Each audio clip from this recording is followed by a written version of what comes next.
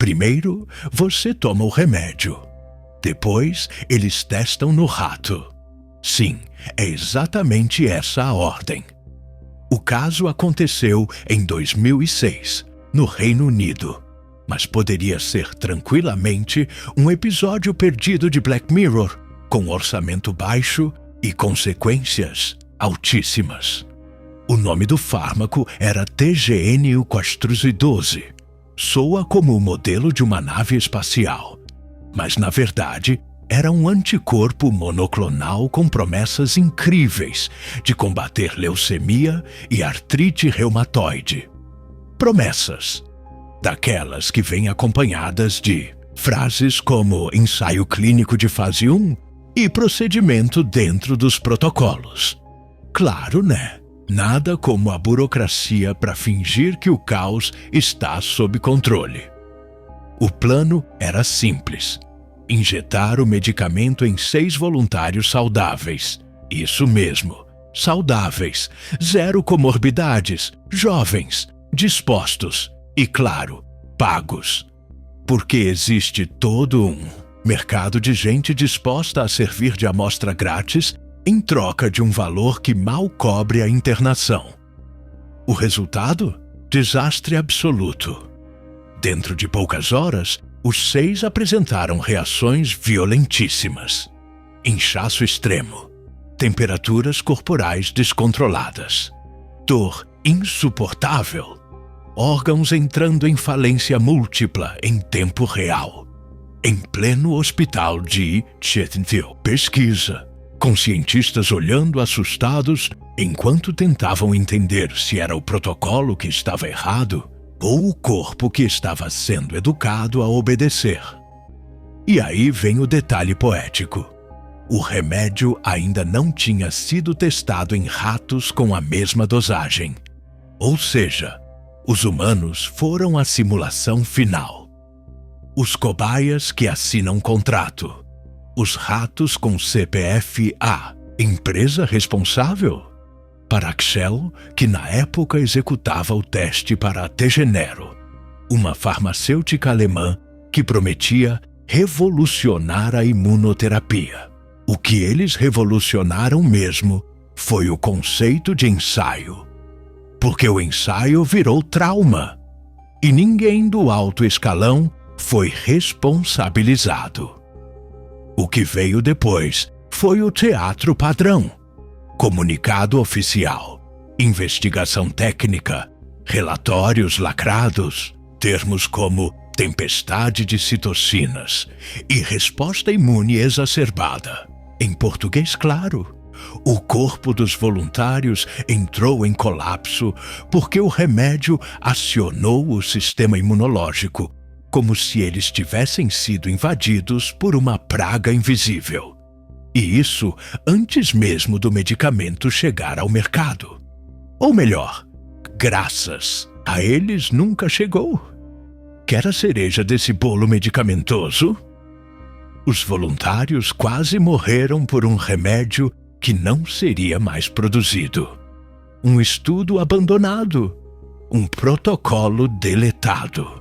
E meia dúzia de corpos marcados para sempre por algo que nem chegou à prateleira da farmácia. E aí você se pergunta, mas eles não testam em animais antes? Em teoria sim, na prática depende. Depende da pressa, depende da verba, depende do lobby. Porque quando o potencial lucro é alto, a pressa vira método científico e a ética vira rodapé. No fim, o laboratório alegou que não previu as reações adversas. Claro que não.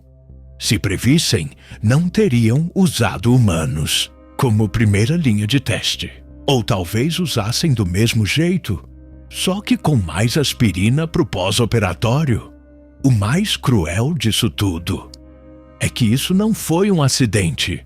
Foi um ensaio clínico aprovado, autorizado, supervisionado, legal. Você só precisa assinar uns papéis, aparecer na hora certa e esperar que sua função renal Aguente até o almoço. Existe uma ordem sagrada na ciência moderna. Primeiro se testa no rato, depois no humano. Essa é a cartilha, a lenda, o mantra que te ensinam na escola. Para você achar que todo medicamento que entra no seu corpo foi antes aprovado por um camundongo muito sortudo. Só que no mundo real, onde ações sobem e cronogramas apertam, essa ordem pode ser, digamos, negociável. O caso do TGN de 412 foi só um símbolo. Um colapso espetacular, visível, registrado. Mas ele não é um ponto fora da curva. Ele é um dos poucos que vazou. A regra silenciosa em diversos laboratórios mundo afora é: o estudo em animais pode vir depois. Só precisa parecer que veio antes. Vamos dar nome aos desastres?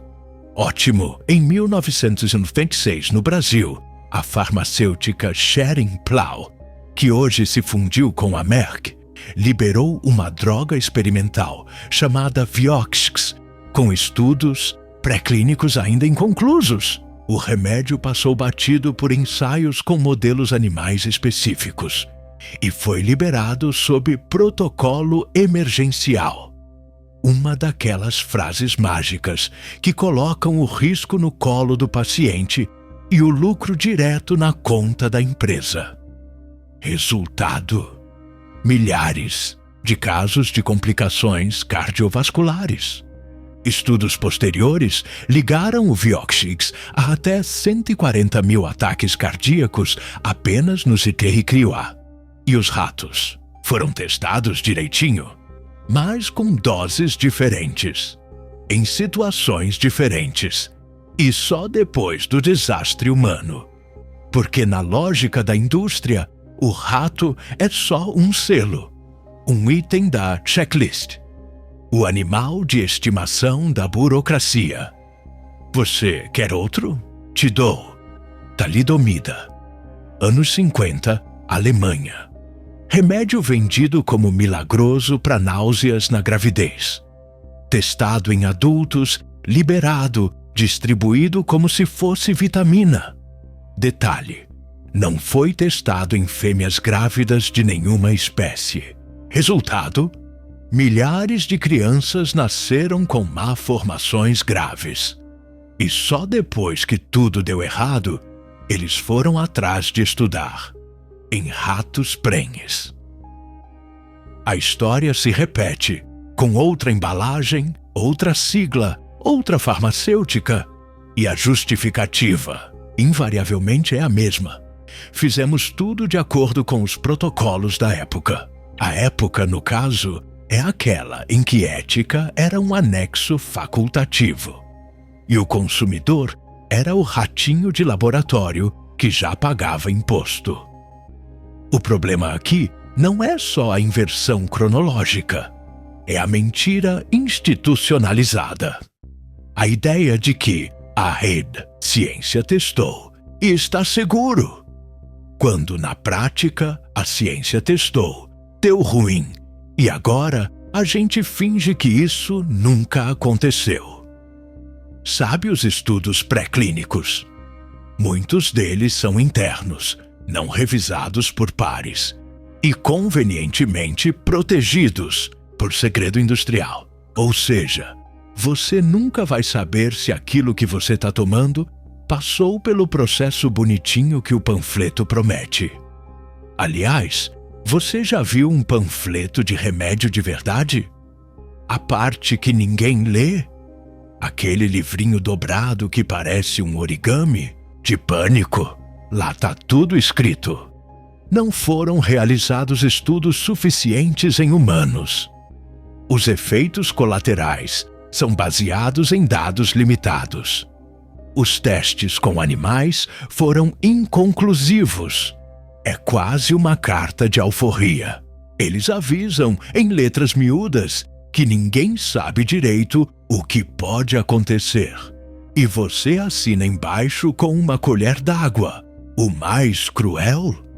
Esses casos não acontecem por falta de informação.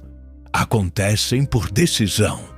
Por gente que avalia risco-benefício com uma planilha, não com consciência. Se a chance de dar problema for baixa o suficiente e o mercado for grande o suficiente, é aprovado. Ou seja, às vezes não é nem que o rato vem depois, é que o rato nem vem. Só entra no PowerPoint, na simulação, na versão editada do relatório. Porque o que importa não é testar de verdade, é parecer que testou. E quando o resultado é trágico, revisamos os protocolos. Foi um evento inesperado. Estamos comprometidos com a segurança.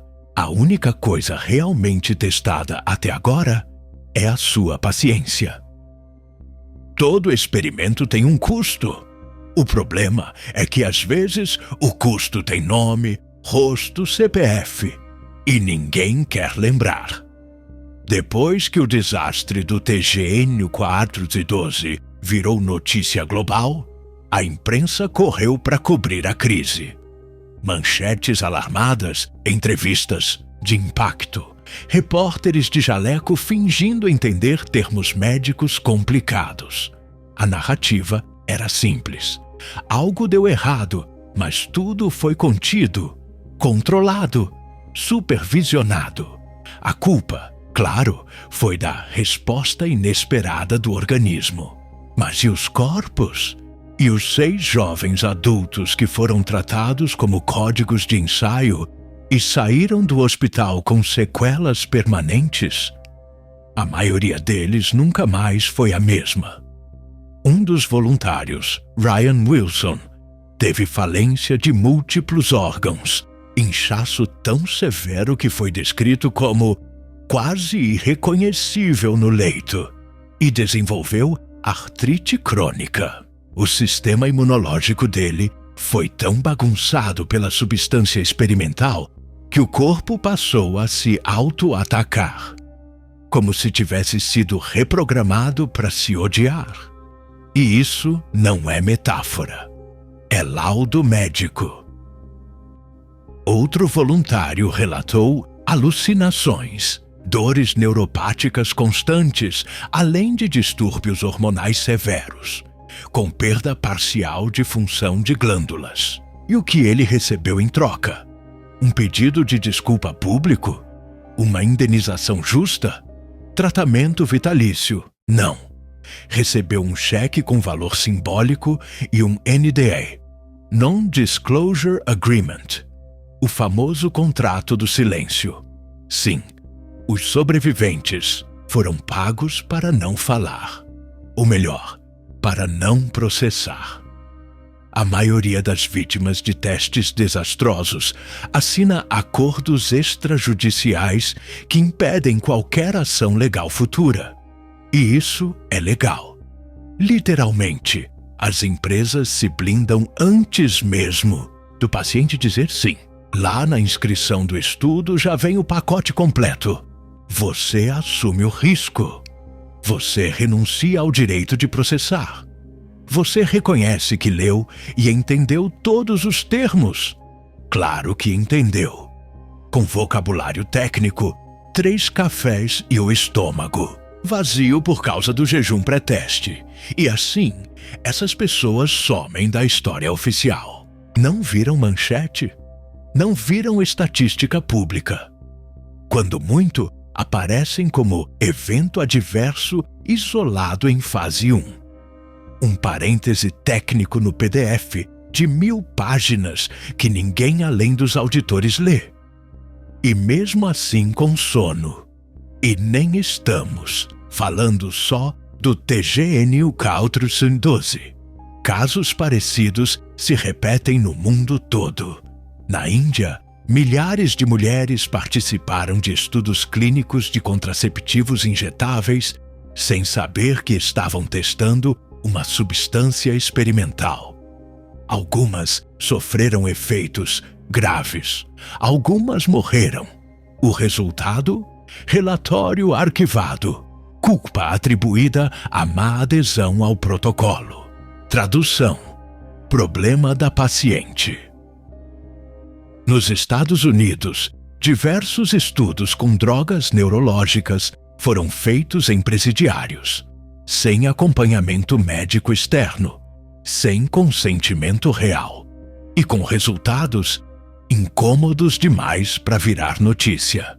Essas histórias existem, mas você não ouve falar delas, porque não interessam, porque atrapalham, porque não cabem na imagem de uma ciência limpa, ética, brilhante, movida por progresso e não por prazos.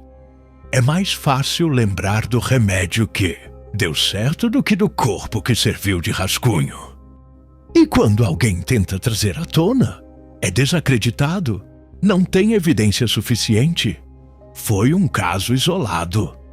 Você está sendo alarmista.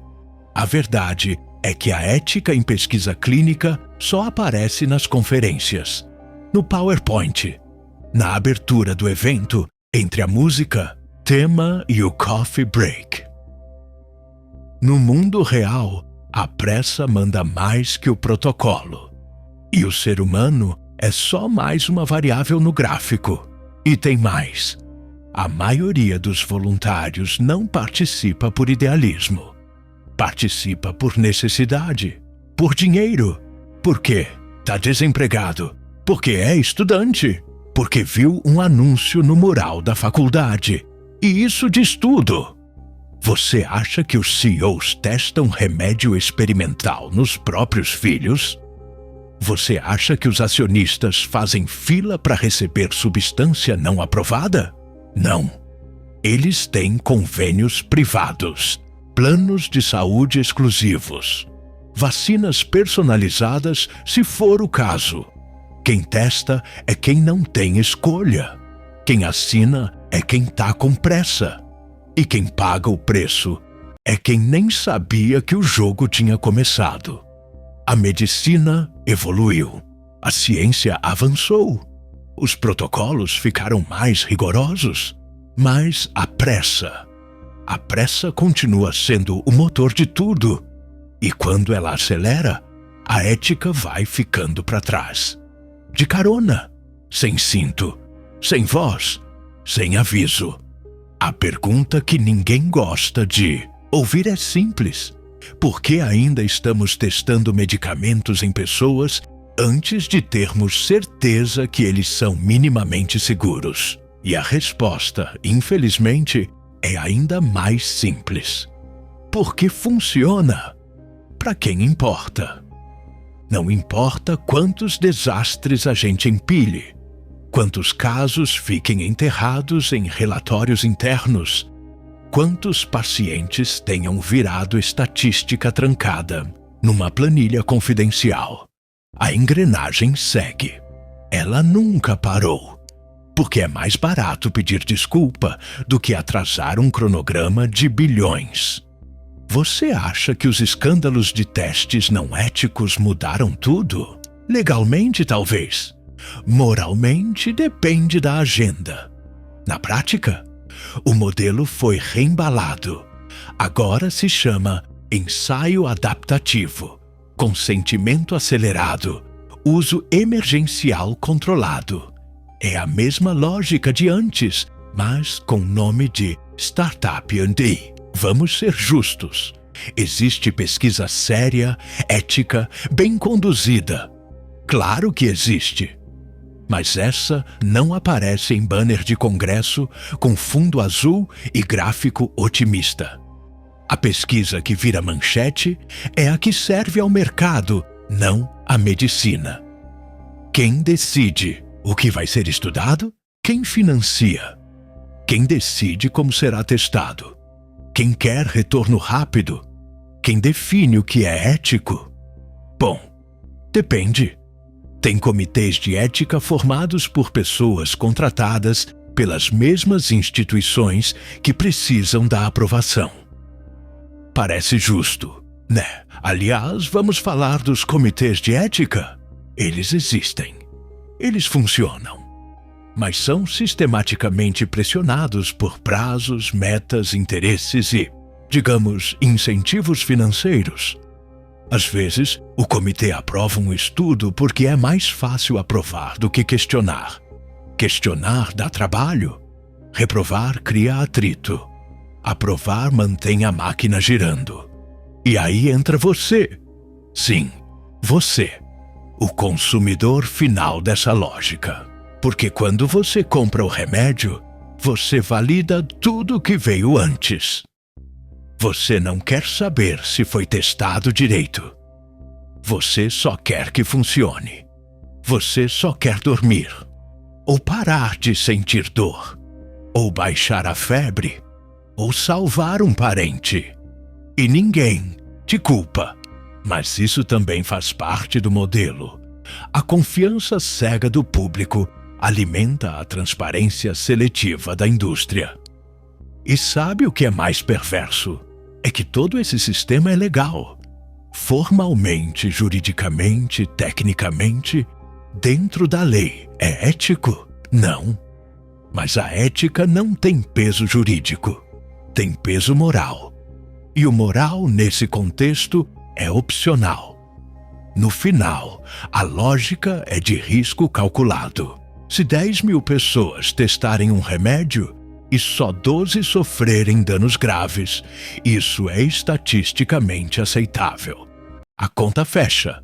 O ROI se mantém. O mercado absorve. E as 12 pessoas assinaram o termo. Sabiam dos riscos, ou pelo menos disseram que sabiam. É o tipo de sistema que não precisa esconder nada. Porque está tudo ali, em letras pequenas, cercado por jargões, em PDF institucional. A verdade não está oculta. Ela só foi vestida com um jaleco branco e jogada numa pilha de páginas técnicas que ninguém lê. E você? Você continua acreditando que tudo foi testado no rato, que a ciência protege você, que as fases clínicas seguem uma ordem inquestionável, porque essa ilusão te conforta. Mas agora você sabe. Agora você viu. A pergunta final não é se o remédio funciona, é se o caminho que ele fez até a sua prateleira valia a pena. Se era justo, se era seguro, ou se no fundo você é só mais um voluntário involuntário. A história termina aqui, mas a indústria não. Ela segue testando, reformulando, acelerando. E o próximo corpo na fila pode ser o seu. Com ou sem bula, com ou sem ratos, com ou sem escolha. Você tomou o comprimido. A bula dizia que podia dar tontura, ou náusea, ou no máximo uma coceira chata. O que ela não dizia, o que nunca diz, é que esse mesmo comprimido já causou falência hepática em alguém, ou uma convulsão misteriosa em outro. Ou que, antes de chegar no seu bolso, ele passou por um teste que parecia mais uma roleta russa clínica. A verdade incômoda é que por trás de cada remédio há um rascunho, ou vários, corpos anônimos, histórias não contadas, silêncios comprados com contratos de confidencialidade. Porque a indústria tem pressa e o mercado tem fome. E a ciência, quando financiada por lucro, aprende a esquecer. Esquece que o experimento precisa de ética. Esquece que a pressa distorce o protocolo. Esquece que o risco não é apenas estatístico. É pessoal. É um nome, uma vida, um corpo que quebrou. Você não vai encontrar esses nomes nas embalagens. Não estão nos comerciais da TV, nem nos sites corporativos. Estão enterrados em relatórios internos, ou em fóruns médicos fechados, ou em alas de hospitais públicos, onde a estatística vira sequelado. E quando alguém levanta a mão e pergunta, isso é normal? A resposta é sempre a mesma.